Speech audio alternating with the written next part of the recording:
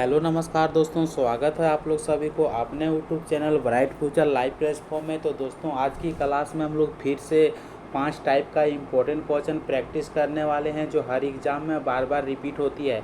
तो पहला टाइप का क्वेश्चन है 16 के वर्गमूल तथा 4 के वर्ग का गुणनफल ज्ञात कीजिए।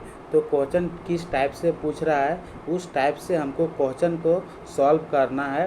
तो क्या करते हैं, सबसे पहले इसको समझने की कोशिश करते हैं। तो 16 का वर्गमूल मतलब ऐसा लिखा जाता है 16 का वर्गमूल। तो 16 का वर्गमूल कितना होती है, 4 होती है। तथा 4 के वर्ग यानी कि 4 का वर्ग बोल रहा है तो 4 का डबल यानी कि 4 का स्क्वायर। तो 4 का स्क्वायर करेंगे ना, 4 गुना 4 करेंगे तो कितना हो जाएगा, 16 हो जाएगा। तो यहाँ पे क्या बोल रहा है कि वर्ग का गुणनफल तथा वर्गमूल, तो उसका गुणनफल ज्ञात करने के लिए बोल रहा है। तो 4 गुना यदि हम लोग क्या करेंगे, 16 करेंगे तो कितना हो जाता है, 64 हो जाता है, जो कि ऑप्शन नंबर सी में दिया गया है। तो ऑप्शन नंबर सी इसका सही आंसर हो जाता है। तो इस टाइप का यदि एग्जाम में क्वेश्चन पूछता है तो इसी तरह से बनाना है। अगला क्वेश्चन क्या है, चलिए अगला क्वेश्चन देखते हैं। एक आदमी 25% की हानि पर एक मेज को 4200 रुपये में बेचता है। उसे 25% का लाभ कमाने के लिए मेज को कितने मूल्य में बेचना होगा। तो इस क्वेश्चन को कैसे बनाना है, यानी कि 25% हानि पर बोल रहा है तो बेचा कितना होगा, 75% में बेचा होगा। जब हानि पूछे तो 100 में से घटा देना, जब लाभ पूछे तो 100 में से जोड़ देनी है। तो 75% जब हानि पर बेचा होगा तो कितना, उसे 4200 रुपया में बेचा होगा। ठीक है, 4200 रुपया में बेचा होगा तो 1% बराबर कितनी हो जाती है। तो 1% बराबर निकालने की ज़रूरत नहीं है, डायरेक्ट निकालते हैं कि 75% बराबर जब 4200 है तो 25% लाभ कमाने के लिए कितना, वो मेज को कितना में बेचा होगा।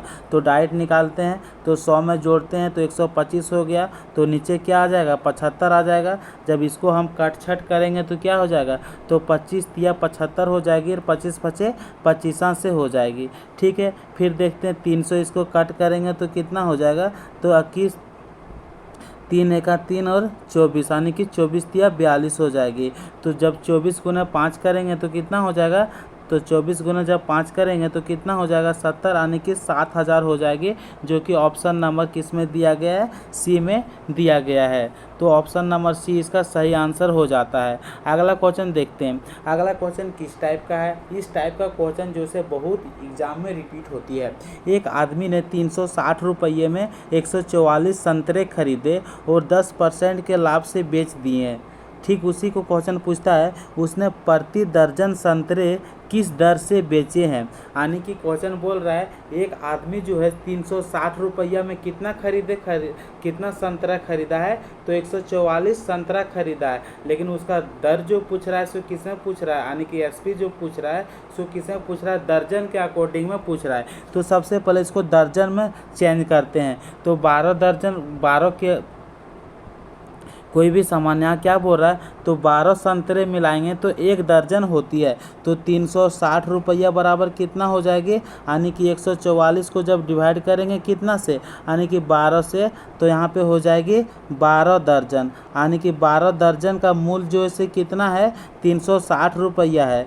तो 1 दर्जन का मूल्य जो होगा सो कितना होगा, तो 12 36, यानी कि कितना होगा, तो 36 यानी 1 दर्जन का मूल्य जो होगा सो 30 रुपया होगा। अब क्वेश्चन क्या बोल रहा है कि 10% के लाभ से बेच दिए गए हैं। तो क्या बोलते हैं, 10% के लाभ से जब बेच दिया जाता है तो ऐड किस में करना है, यानी कि 100 में जोड़ना है। तो 10% यानी कि 110% हो गया, यानी कि 10% जब उसमें जोड़ दिए तो 110% हो गया, क्योंकि 10% लाभ पर बेचा जा रहा है। तो किस पर बेचा गया होगा, तो सीपी पर, यानी क्रय मूल्य जो होती है, तो सीपी जो 100% पर होती है ना, तो 100% पर बेचा होगा। तो 100% नीचे लिखेंगे और 110% ऊपर लिखेंगे, क्योंकि लाभ पे बेचा जा रहा है। कितना वस्तु को बेचा जा रहा है, 30, यानी कि कितना केला संतरा को, 30 संतरा को। तो यहाँ पे जब डिवाइड करेंगे तो 0 0 यहाँ पे ख़त्म हो जाएंगे, यहाँ भी 0 0 ख़त्म हो जाएगा, और 11 गुने 3 करेंगे तो कितना हो जाएगा,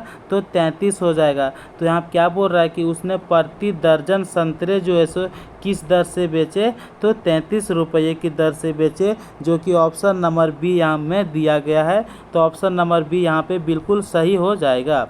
अगला क्वेश्चन क्या है, ए की लंबाई बी की लंबाई का 5/8 है, यानी कि ए की लंबाई जो है सो बी की लंबाई का कितना है, तो 5/8 है। तो बी गुने कितना होगा, 5/8 हो जाएगा। तो यहाँ पे क्या लिख सकते हैं हम लोग, ये 8 जो से यहाँ पे आ जाएगा, और यहाँ 5 बी जो है सो यहाँ पे हो जाती है। अब हम लोग ये बटा बी लिख लेते हैं, तो इसका जो से क्या होता है, चेंज हो जाता है। तो बी यहाँ मल्टीपल क्या है, बी में 5 मल्टीपल है, तो ये का रेशियो जो होगा सो 5 हो जाएगा, और बी का रेशियो जो होगा सो कितना हो जाएगा, 8 हो जाएगा।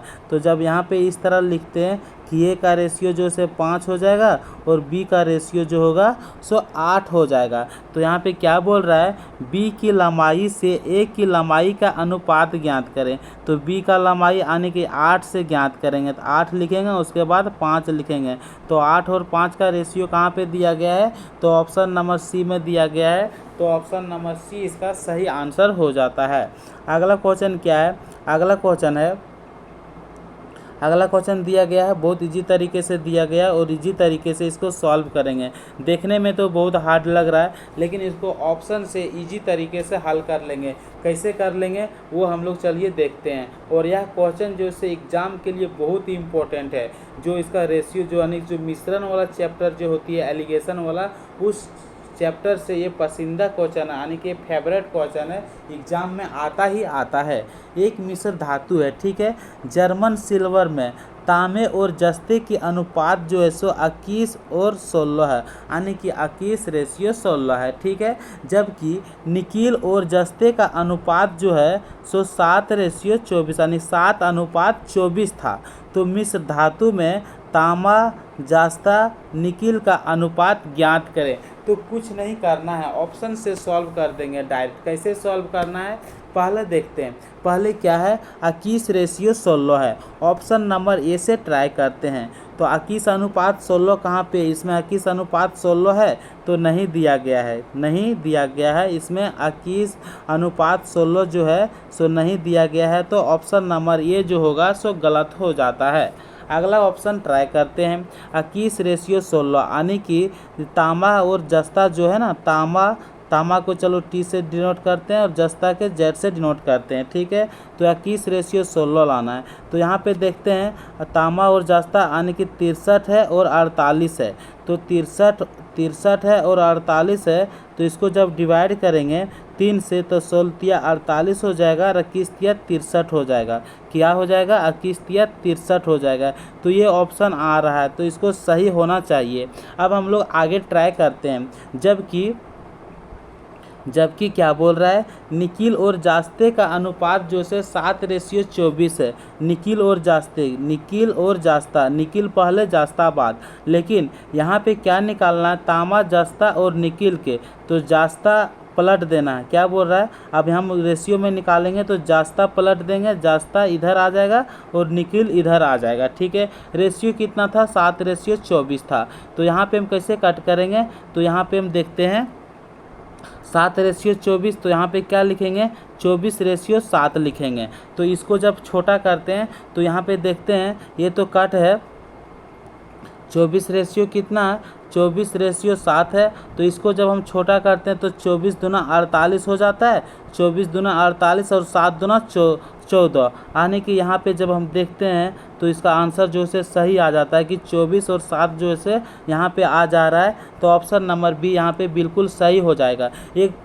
एक बार फिर बता देते हैं कैसे बनाना है इस टाइप को क्वेश्चन को। कुछ नहीं करना है, ऑप्शन के अकॉर्डिंग सॉल्व करना है। 21 और 16 कौन सा ऑप्शन में आ रहा है, तो 21 और 16 जो है ऑप्शन नंबर बी में आ रहा है। 21 63 करेंगे तो कट जा रहा है, 16 48 करेंगे तो कट जा रहा है। अब क्या बोल रहा है, जास्ता और निकिल का अनुपात। तो यहाँ जो था निकिल और जास्ता का अनुपात क्या था, 7:24 था। लेकिन यहाँ पे क्या बोल रहा है, जास्ता और निकिल, तो जास्ता इधर लिखेंगे, निकिल इधर लिखेंगे। तो ऑप्शन से कैसे उठाएंगे, 48 उठाएंगे, उल्टा करेंगे और 14 हो जाएगा। इसको कट करेंगे तो कितना हो जाएगा, तो इसको जब कट करेंगे तो यहाँ पे हो जाता है 24 हो जाएगा, 24 और 7 हो जाएगा। तो यहाँ पे फिर दिया गया है 24 और 7, जब पलट कर देंगे तो 7 और यहाँ पे 24 इसका आ जाता है, जो कि ऑप्शन नंबर बी इसका सही आंसर हो जाती है। तो अब हम लोग मिलते हैं नेक्स्ट क्लास में फिर इसी टाइप के क्वेश्चन के अनुसार